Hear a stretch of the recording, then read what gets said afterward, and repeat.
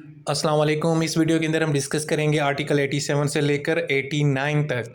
तो सबसे पहले हम देखेंगे आर्टिकल 87 ये कहता है जो हमारी पार्लियामेंट है यानी नेशनल असेंबली और सेनेट, इनका अपना अपना एक सेक्रेटेरिएट होगा, ठीक है। और जो पार्लियामेंट है ये लॉज बनाएगी कि किस तरह जो सेक्रेटेरिएट है उसके अंदर जो स्टाफ है उनको किस तरह हायर किया जाएगा, वो किस तरह काम करेंगे, उनकी वर्किंग कंडीशंस क्या होंगी। और दूसरा, अगर पार्लियामेंट कोई कानून नहीं बना रही या यानी कि कोई यानी कि रीजंस हैं वो बन नहीं पा रहा, तो उस सूरत में जो स्पीकर हैं नेशनल असेंबली के वो नेशनल असेंबली के लिए, और जो चेयरमैन है सेनेट के वो सेनेट के लिए टेम्परेरी तौर पे रूल्स रेगुलेशन बना सकते हैं कि किस तरह जनाब ये जो सेक्रेटेरिएट्स हैं नेशनल असेंबली और सेनेट के वो काम करेंगे। उसके बाद है आर्टिकल 88 बात करता है फाइनेंस कमेटी की। वो ये कहता है कि नेशनल असेंबली की भी अपनी एक फाइनेंस कमेटी होगी और इसी तरीके से सेनेट की भी होगी, और ये दोनों कमेटीज़ डिसाइड करेंगी कि किस तरह नेशनल असेंबली में और सेनेट में जो उनके एक्सपेंडिचर्स हैं उनको यानी कि मैनेज किया जाएगा। अब इस फाइनेंस कमेटी की कंपोजिशन क्या होगी?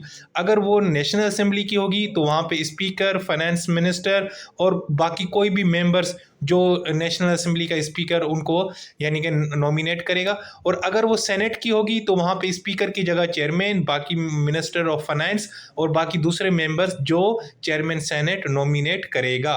और ये फाइनेंस कमेटी रूल्स भी बनाएगी कि किस तरह प्रोसीजर को फॉलो किया जाएगा जो नेशनल असेंबली और सेनेट के जो खर्चा पानी होगा।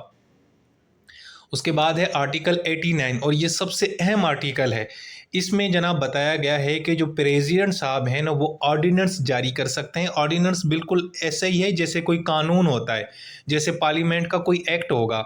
यानी अगर नेशनल असेंबली और सेनेट का कोई सेशन नहीं है और दूसरा ये है कि कोई इस तरह की इमरजेंसी की सिचुएशन है, तो उस सूरत में ऑर्डिनेंस जनाब जारी किया जा सकता है वो उसी तरीके से जिस तरह एक कानून बनाया जाता है। और ये ऑर्डिनेंस कौन जारी करेगा? प्रेसिडेंट। यानी ऑर्डिनेंस जो है ना डायरेक्ट प्रेसिडेंट एक ऑर्डर जारी करेंगे और एक कानून नाफिज हो जाएगा, और उसका वही लीगल पावर होगी जो जिस तरह एक असेंबली से एक बिल मंजूर होकर एक्ट बन जाता है वही उसके पास पावर्स होंगी ऑर्डिनेंस को जो एक एक्ट के पास होती है।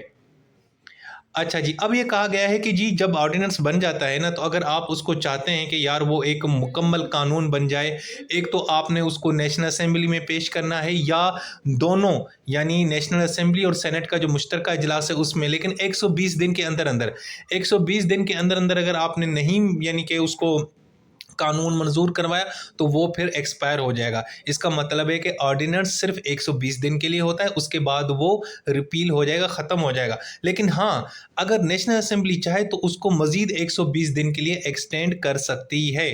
ठीक है जी। और यही मामला अगर आप उसको यानी कि मुश्तरका इजलास में भी लाना चाहते हैं तो बिल्कुल इस तरह आना चाहते हैं। यानी सिंपल मैं ये बताऊं कि भाई ऑर्डिनेंस की जो ज़िंदगी है वो 120 दिन है। अगर नेशनल असेंबली या मुश्तरका इजलास जो है सेनेट और नेशनल असेंबली का, वो चाहे पार्लियामेंट चाहे तो उसको 120 दिन के लिए मज़ीद एक्सटेंड कर सकती है। अदरवाइज़ 120 दिन में वो कानून जो है ना वो एक्सपायर हो जाएगा। ठीक है जी। और दूसरा, प्रेसिडेंट जो है ना वो किसी भी स्टेज के ऊपर किसी भी वक्त भी वो ऑर्डिनेंस को विथड्रॉ कर सकते हैं। और दूसरा, ऑर्डिनेंस जो है ना उसको जब पेश किया जाएगा ना नेशनल असेंबली में तो उसको उस तरह ही ट्रीट किया जाता है जिस तरह एक बिल को हम ट्रीट करते हैं। ठीक है जी। और वही सिचुएशन जब अब मुश्तरका इजलास में पेश किया जाएगा तब भी वो उसको बिल की तरह ही ट्रीट करेंगे। तो कहने का मतलब ये है कि हमारे पास जो प्रेसिडेंट साहब हैं उनके पास ये इख्तियार है कि वो जनाब टेम्परेरी तौर पे 120 दिन के लिए ऑर्डिनेंस जारी कर सकते हैं। ठीक है। और अगर आप उस ऑर्डिनेंस को 120 दिन के लिए मज़ीद एक्सटेंड करवाना चाहते हैं तो पार्लियामेंट में पेश करें। और दूसरा ये है कि अगर आप उसको कन्वर्ट करना चाहते हैं परमानेंट एक्ट के लिए तो भी जनाब वो बिल की सूरत में नेशनल असेंबली में जाएगा, मंजूर हो जाएगा, तो उसके बाद वो एक्ट बन जाएगा। अदरवाइज़ 120 दिन के अंदर वो अपनी ज़िंदगी मुकम्मल करके वो कानून खुद ब खुद ख़त्म हो जाएगा। सो दोस्तों, ये थे हमारे बहुत ही अहम आर्टिकल्स 89, 88 और 87। अपना बहुत सारा ख्याल रखें। Take care. अल्लाह हाफिज़।